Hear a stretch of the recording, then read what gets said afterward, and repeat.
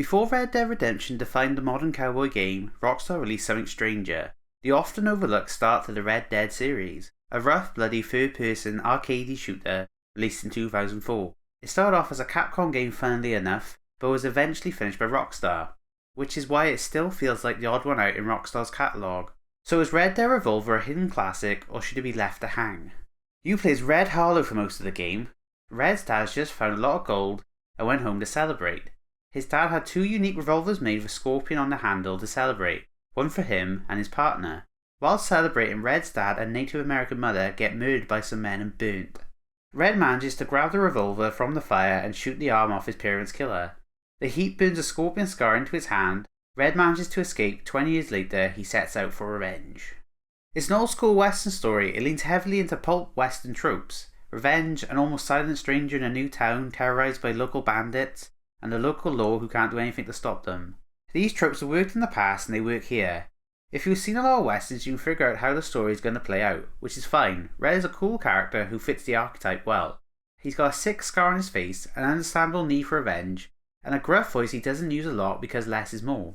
The game has a mostly serious tone, where Red is hunting down targets so he can get closer to his goal. This is where the story is at its best. For some reason, the game has you play as other characters Red meets from time to time. In little episodic vignettes, this is where Revolver gets a bit wacky out of nowhere. In one level you save Jack Swift, an English trick shooter. Then the next level you play as him tracking down his bounty. His bounty is in charge of a circus and has voodoo powers that he can use to teleport. Also his men are dwarf clowns. No, I'm not making that up. Then in the next level it's back to Red doing his normal thing. In another level he plays Annie Stoaks, whose ranch is getting attacked because she refuses to sell it. You gotta defend the ranch and save the cows. She does this with an explosive rifle whilst riding the cows. Her riding the cows just seems a bit crazy to me. These vignettes are here to set up why characters show up later on. So Jack needs money because the circus posse won't pay much, and Annie needs the money for the ranch. I'd argue you don't really need to set this up. Just have Red show up to help them and they say they owe him one would have been enough. They feel like they're mostly here for gameplay variety, so how is the actual gameplay? It's not a great level based shooter. The aiming's a bit stiff, reload times are long, you can't carry much ammo, and it feels like the bullets don't work sometimes. The indicator turns red, I shoot, and they don't seem to react. Sometimes they die in 2 or 3 shots, sometimes it's 7 or 8. Like, what is actually going on? There is a cover system which doesn't work well. You can go into cover, then when you fire you pop out to shoot. This makes sense. But when you pop up, enemies take cover and stay there till you go back down. It felt really pointless doing this because you can never really hit the enemy. Another pointless addition was the melee. It's shit, like Red skipped arm day. It does little to no damage. If you're that close to an enemy, chances are they'll hit you first or pick you up and throw you. The only part of the core gameplay I did like was Deadeye, which still wasn't that great. It gets charged by killing enemies. Once used, time will slow down. You can then hover your reticle over the enemies, which will cause a bullet to lock onto them. You can do this for however many bullets are loaded. Once Deadeye ends, all of the bullets will be fired at once, causing massive damage. It is satisfying here as it is in the other Red Dead games to take out multiple targets at once, or to unload an entire clip into one enemy. The problem for me is that the later Red Deads improved on Deadeye by having you be able to lock on the bullets manually. You can have it so all your bullets were headshots. In Revolver, it's how it is before you upgrade it in Redemption 1. If you want 6 bullets to hit your target, you have to move the reticle over them multiple times until it triggers the lock on. It's a tad awkward. The way the game handles upgrades is strange as well. You get money for every enemy you kill, and if you get a combo going, you get more. At the end of the level, you can sometimes buy upgrades from the shop, like more health or different weapons. This is fine. The awkwardness comes from some upgrades are found in the levels. In one level, halfway through, you'll meet an old man who sells you a health upgrade.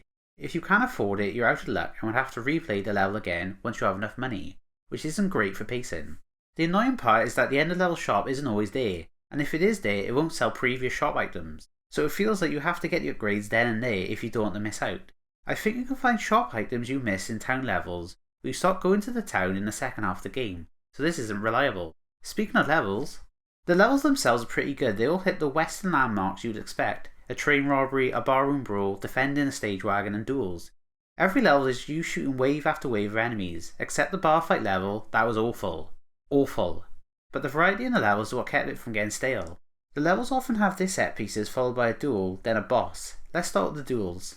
They often start how they do in the movies. We get cuts to the characters' faces, then to their guns. This is where the Deadeye kicks in. When the duel starts, you have to flick your gun out of your holster, and then try to aim the reticle at the enemy. The reticle will change the longer you are hovered over the enemy. Yellows are misses, reds are hits.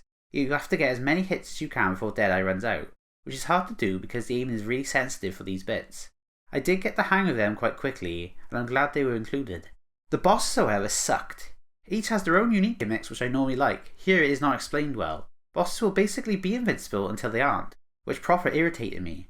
You are supposed to wait till they are stunned to do damage, but to get them stunned you have to waste your bullets not doing damage to them. Then when they are stunned I normally have to reload, meaning I would miss the stun window. Some bosses genuinely pissed me off. They send in respawning goons you can kill to regain your Deadeye, but you don't carry a lot of ammo to deal with them as well as the boss. The goons drop ammo but not for the gun I was using, so it didn't really help me much. I think what the game wants you to do is to kill the goons so you have Deadeye, then use the Deadeye on the boss, which would be fine, but using Deadeye to shoot them doesn't guarantee they will take damage. There was nothing more frustrating than wasting all my Deadeye for almost no damage. It's really not clear when you're supposed to shoot the bosses. One of the earlier bosses is Pig Josh. He holds up a tiny wooden shield in front of him, which is bulletproof. He is also bulletproof from behind where there is no shield, like why? He walks faster than you run. When he catches up with you, he will punch you with dynamite, sending you into an over-animated rolling sequence. The trick I found of beating him is really unintuitive. You have to kind of hide from him, which I didn't think to do because Jack is constantly shooting at him. After Josh loses sight to you, he will run to the same spot where I would use Deadeye on him. Repeat this about 3 times. This doesn't feel like how you're supposed to beat him. Another boss, Grizzly, will jump around throwing knives at you. He can only dash for a few seconds when he stops jumping. But why? What is it that's making him invincible? He doesn't even have a shield. Almost every boss is like this. It just doesn't feel right. It's not like they have superpowers. Considering I'm already annoyed, I might as well talk about the part that annoyed me the most. There's one particular level where Red, Jack and Annie assault the governor's mansion. This level infuriated me. You have to protect both Annie and Jack for 3 minutes, whilst trying not to die yourself, which is easier said than done as there isn't a lot of health pickups here. He's fine, Annie is suicidal.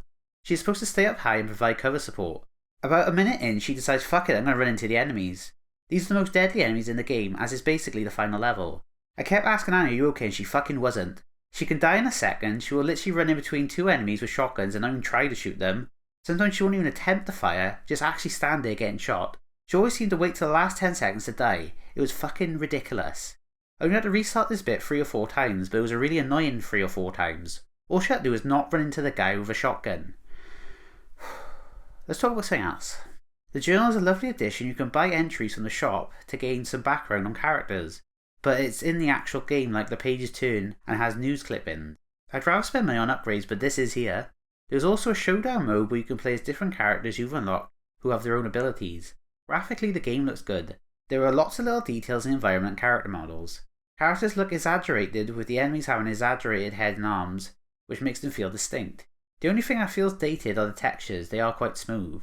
I feel like the style helps the game feel less outdated. It's trying to emulate how old films look. It will have an old damaged filmed here during cutscenes, which adds to the feeling this is like an old western. When you switch to a new character, they will get a little animation against a coloured background, which always look neat. The music and sound effects, on the other hand, they absolutely nailed. Very inspired by the works of Ennio Morricone. Lots of loud and bombastic tracks that fit nicely into a Clint Eastwood film. The guns are loud and satisfying to hear. The Deadeye being triggered sound is very satisfying. The voice acting is also very good, very over the top, but that suits the pulp style. Ultimately, I'm glad I finally played Red Dead Revolver, but writing this script has made me realise I didn't really enjoy the game. The style and story are cool, I like the ending, but the gameplay was okay at best. I hated the bosses, and any goodwill the game had got blown away because of goddamn Annie. Revolver feels like a prototype for the later Red Deads instead of a hidden classic. Time to rank it.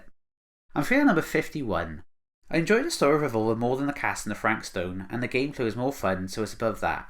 I can't put it above MK vs DC because that game didn't frustrate me as much as Revolver. Honestly, if it wasn't for Annie, this game could have been a lot higher. Someone tell MJ she's not okay.